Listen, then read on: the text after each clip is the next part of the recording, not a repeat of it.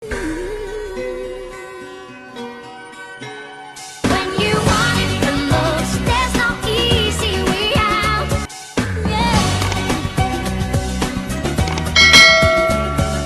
Hi, welcome to John's Journal. It's a brand new day, brand new life, and of course, it's a brand new vlog. So before we go to the actual content of this vlog, meron muna akong kwento sa inyo and promise connected to sa iba vlog natin ngayon. So last week, nag-upload ako ng vlog ko about sa workshop na inatanan ko. Yun yung basic makeup workshop by Signature by Laika. So kung nagustuhan niyo yung makeup ko ngayon, you might wanna go ahead and check out that vlog. At baka maging interested din kayo na mag-workup sa kanya. Promise it's worth it. Ilalagay ko yung link ng vlog na yun sa information box para mapanood nyo na rin. Anyway, so ayun na nga, after I posted that vlog sa social media accounts ko, I received a message. A message na talagang hindi ko ina-expect na ma-receive ko from this person. Tapos, nakaka-touch pa yung mga sinabi ng tao na to. He's also a YouTuber. And mind you, hindi siya basta-basta yung YouTuber. As in, may pangalan na siya dito sa YouTube. As in, kaya na-shock talaga ako, na-surprise ako, whatever. Basta kung ano na yung naramdaman ko nung nag-message siya sa akin. Basta ang context lang ng message na yun is he's admiring my compassion sa pag-vlog. Natutuwa siya na parang nakikita niyang weekly na meron akong uploads, ganyan. Basta, nakakatawa na nakakakilig. So, ayun na nga, I don't wanna go into details na kasi, you know, it will take time lang kung i-chika ko yung buong conversation namin. Pero, ayun nga, natutuwa lang siya na tuloy-tuloy na yung pag-vlog ko. Tapos, nakikita niya daw yung sarili niya sa akin nung nagsistart pa lang siya. And all, di ba? Ayun, nakakatuwa na someone from YouTube na meron ng 100k subscribers ay napansin ako, di ba? Nakakatawa masyado. So, to cut the story short, he sent me a PR package of his product. Ito na, guys! See?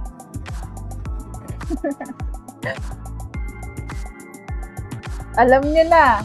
O, may nakakita kayo dyan. Ano nakalagay? Number 1. Okay. Kung fan kayo ng YouTuber na to, alam niyo na, kilala niyo na kung sino ang tinutukoy ko. Pero syempre, para hindi na kayo mag-isip pa, sasabihin ko na, I got this package from Sir Lores. Hi, kamukha! Alam niyo, right there and then, nung nag-chat siya sa akin, pinadala niya kaagad ito. Tapos, wala akong ginastos as in, shoulder niya lahat. And mind you, galing pa tong Cavite, taga Makati ako. O, diba? Ganyan na ako love. At love ko na din siya. Thank you sa support, Sir Lawrence. So, ayun na. Buksan na natin. Ayun. Actually, nakita ko na to sa totoo lang. Pero, hindi ko pa siya ginagamit kasi sabi ko nga, gusto kong maging authentic sa vlog yung magiging reaction ko kapag ginamit ko yung product niya. So, of course, alam nyo na to. Pero, sige na nga, buksan na natin. Ito yung box niya. Ang tibay ng box. In fairness, in-efforta ni Sir Lawrence yung pa-PR package niya. So, ganito siya. Ayan, open na natin siya. Ito yung laman ng box. Whoops. Yung perfume niya and some notes. Ayan. So, eto na nga guys. Bago natin tingnan yung mga minor details ng box na to, dun muna tayo sa main. Ito ang number 1 perfume. Ayan. O, diba ang bongga? Very gender neutral yung packaging niya. Black and clear lang. So, pwedeng panlalaki, pwedeng pambabae. Tapos, may pa-ribbon. Bongga. I am not gonna spray it yet kasi may nakita ako ditong instructions on how to use it. So, gusto kong basahin siya ng maigi bago natin gamitin. So, dito ka muna sa tabi. Tingnan natin yung ibang laman ng box. So, bubunutin ko na lang isa-isa. Ito yung una na bunot ko. Ito. It's like a note. So, mini instructions lang. Actually, mini information kung ano tong product na to. So, basahin ko na lang sa inyo kasi maliliit yung font niya. So, hindi nyo mababasa kapag finlash ko sa screen. So, ang nakalagay dito is original perfume formulation, first fragrance blend in the market, not imitation, not inspired. Nako, hindi naman sa ginajudge ko yung ibang seller ng mga pabango, pero hindi ko talaga bet yun. Yung mga inspired kineme, kasi parang you are, ano bang tawag dun? Parang fini-fake mo na rin siya, iniiba mo lang yung pangalan ng product, pero kine-claim mo na kaamoy, basta whatever. Hindi ka fan ng mga ganun. So, I'd rather bumili ng mga local brands. Like, halimbawa, ang afford ko lang Baby Bench, ganyan. Ayun na lang bibilhin ko kesa bumili ako ng mura pero inspired pero parang imitation lang. So, I hope gets nyo yung point ko. Ito. Sabi ko, di ba yung bote niya, gender neutral. At totoo nga na gender neutral siya. Sabi, special blend that is compatible for everyone. Wow. Suitable for ages 3 and up. Exciting. Tapos sabi dito, flexible din daw. For all occasions, can be used as it is or ano daw? Or as note for layering perfume. Ang pagkakaintindi ko din is you can use it pang everyday or kapag mayroong occasion. So ako, pumapasok ko sa work araw-araw. So I think magagamit ko siya everyday. So ang next paper na nabunot ko ay this one. Ang nakalagay dito, top notes. Siguro yung ingredients niya, sabi lemon, juniper, bergamot. Anong basa dito? I don't know. Orange, lime, grapefruit, pineapple. Middle notes daw is cardamom, sweet woods, lavender, sweet rose, wild berries. Please correct me kung mali yung pagkakabasa ko sa mga words. So, ayun. And then next naman, yung base notes, cedar wood, musk, amber, oud, OUD. So again, kapag hindi ko siya nababasa ng tama, please correct me. So next na nabunot natin sa box is etong mga to. May mga paganto si sir. Ang cute, no? May mga mini sipit na ganyan. I like it. So cute. It suits my personality kasi mahilig talaga ako sa mga cute na bagay. So, ito muna. Unahin natin to. Anong laman nito? Ayokong tanggalin yung sipit kasi baka hindi ko siya mabalik. So, ano na lang. Ganyan na lang. Sabi, sige na nga, tanggalin ko na. Sabi nung unang index card. Index card. Okay. Spray all over the cloth. Leave it overnight. Smell it the next day. Oh, interesting. Sige, try natin yan. Tapos, we offer 10% commission daw. Shopee and TikTok. Sakto, affiliate ako ng TikTok. So, alam nyo na, saan kayo bumili? Sa Yellow Basket po. Message. Okay. Sabi nila dito, feel free to say your opinion po once you have tested the product. It will help me and the future team to improve the product and quality of service na mabibigay sa inyo. Stay safe po and salamat sa tiwala, Sir Lawrence, owner. One perfume. Overspray. Pwede mo daw siyang i-overspray. Okay. So, tapos na tayo dito sa index cards na to. Balik na natin siya sa pagkakaklip. Sana maibalik ko ng maayos, Clerks. Maibalik ko naman siya. Okay, next. This one. Nakalagay, instant perfume. So, tanggalin din natin si mini sipit. And let's read the content. Alam nyo guys, as in hindi ko pa nabasa tong mga to. As in, ngayon ko lang siyang binabasa while vlogging kasi nasabi ko sa inyo, I wanna be authentic sa reaction ko. So, ito yung next dyan. Sabi, opening, citrusy, fruity, fresh scent, dry down. So feeling ko yung opening, kapag unang spray mo, ayun yung maaboy mo na citrusy, fruity, fresh scent. Tapos dry down, sabi, sweet, musky, citrusy, clean scent. So, siguro kapag medyo tumagal-tagal na siya, na-absorb na siya ng katawan mo, ayun na yung magiging scent niya. And then, after 4 to 6 hours, becomes a skin scent perfume. Skin scent perfume mimics the smell of your naked skin in place of your skin's natural scent. Oh, so after 4 to 6 hours daw, magiging parang natural na amoy mo na lang siya. And then next is formulation.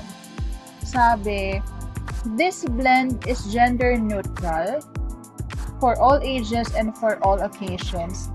This is a spray all you want blend. Okay, want to sawa daw yung spray. I make it a point na yung blend is pwede mong i-spray pa ulit-ulit at hindi sasakit ang ilong mo at ng mga katabi mo. Okay. So, it's good kasi ako talaga ayoko ng matatapang na perfume. As much as possible, gusto ko yung mga pa-sweet lang. So, I'm so excited na matry ito. Okay. Ano pa ba? Meron pa ba? Alright, so, formulation, sabi, after 4 to 6 hours, it becomes skin scent perfume. Ang mga skin scent perfume ay ginagaya ang natural mong amoy, pero nagiging better. Amoy clean, fresh, at sensual. Pwede rin magbago ito based sa chemistry ng iyong skin. Okay. Totoo naman kasi may iba't ibang skin naman tayo, di ba? Signature scent. Signature scent. Okay. If you want to emphasize a specific perfume of yours or make a signature scent, spray it and layer it with this perfume. We have tried it to different high-end and affordable scents and bumabagay pa rin.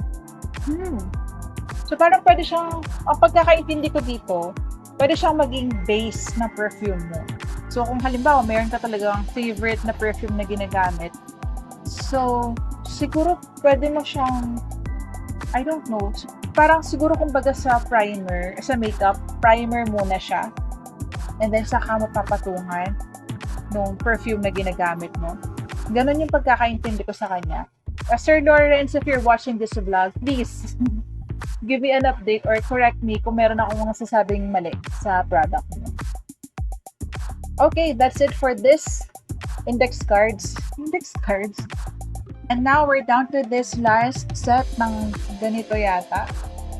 So, sabi, longevity. Ito na. It has a tendency to settle po sa ating nose at maging nose blind tayo. We highly suggest to spray it sa ating pulse points at amoyin from time to time. So, meron ditong drawing ng tao tapos may I think this is the instructions kung saan mo siya i-apply or spray para mas sumagal siya. So, sabi dito, behind ear, chest, base, throat, inside elbow, inside wrist, and then behind knee. Apply directly to skin, best on moist. Less is more. Okay. I'm not sure kung lumalabo na ba yung mata ko or medyo maliit lang talaga yung font. Anyway, at least ang importante nabasa ko pa rin naman sa inyo ng loud and clear. Next, sa longevity pa rin, you can also spray it ng 10 times sa damit and leave it. Pwede mo amuyin from time to time or leave it overnight. You may use it the next day. So, aside from those cards na instructions na binasa natin, meron din kasama towel, si One Perfume, o di ba bongga? Bilang isang mainitin at pawisin, I'll be needing this, promise. Lalo na, meron kaming pansitan, kapag nandun ako, lapot-lapot talaga. Kasi mainit. Araw-araw nagluluto, minuto nagluluto dahil may mga orders and whatever. So, I'll be needing this. Thank you. So, this is the moment of truth. Tara na, spray na natin siya. OMG, I'm excited. I don't know. I just wanna, look good and smell good. Smell fresh. So, try na natin. Wala sa instructions na kailangan siyang i-shake, pero bilang sanay ako nag-shake ng mga product bago gamitin, I'll do that. Wala naman sigurong masama kapag sinake natin. So, shake ko lang siya. Tapos, open na natin. See that? Ayan yung spray. Now, bago ko i-spray sa katawan ko, spray ko muna dito siya sa paligid. Tingnan natin kung anong amoy niya kapag sa hangin siya ni-spray. Okay?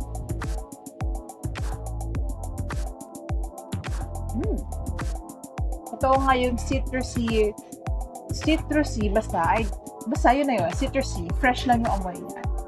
So now, dito naman sa damit, sa katawan.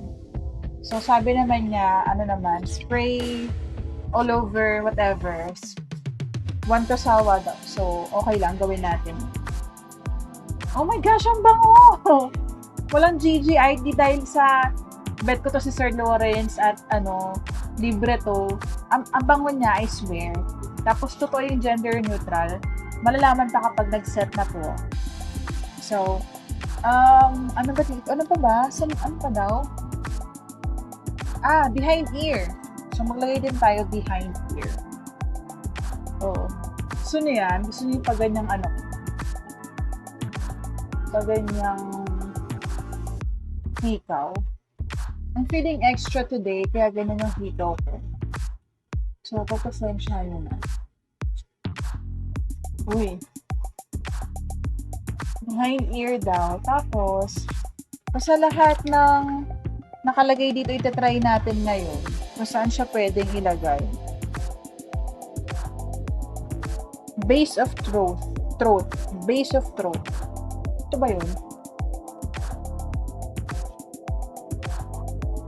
Yan na. And then, inside the wrist. Dito. Ayun, ginagawa ko talaga yun. So, ayun na. Naamoy ko na na tumatapang na yung amoy na.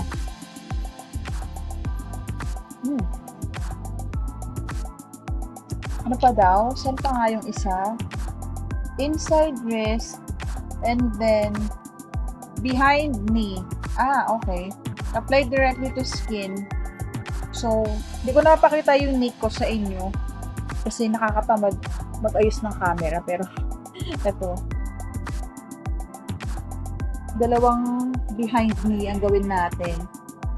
So, ayun. Tapos na tayo mag-spray all over our body. For me, mas tumatapang na yung amoy niya. For me sa ngayon, mas nangingibabaw yung panlalaki na scent. So, ayun, we will wear this all day. Tingnan natin kung anong mangyayari kapag mas nag-set na siya. So, sakto ngayon, papunta ako dun sa tindahan namin, sa aming pansitan. Mainit dun, kasi nga, pansitan, nagluluto, ganyan. Tapos, hindi pa kasi, kulang pa yung exhaust namin. So, talaga mainit siya. Kahit wala ako sa lutuan na area. Kasi, usually, dun lang ako sa cashier or nagsiserve or sumasagot ng inquiries, ganyan. Pero mainit. So, doon natin malalaman ang ganap ni One Perfume. So, doon natin matetest kung malalabanan ni One Perfume ang amoy ng kumang-itang pansitan. So, ayun. See you later, guys. Update ko kayo.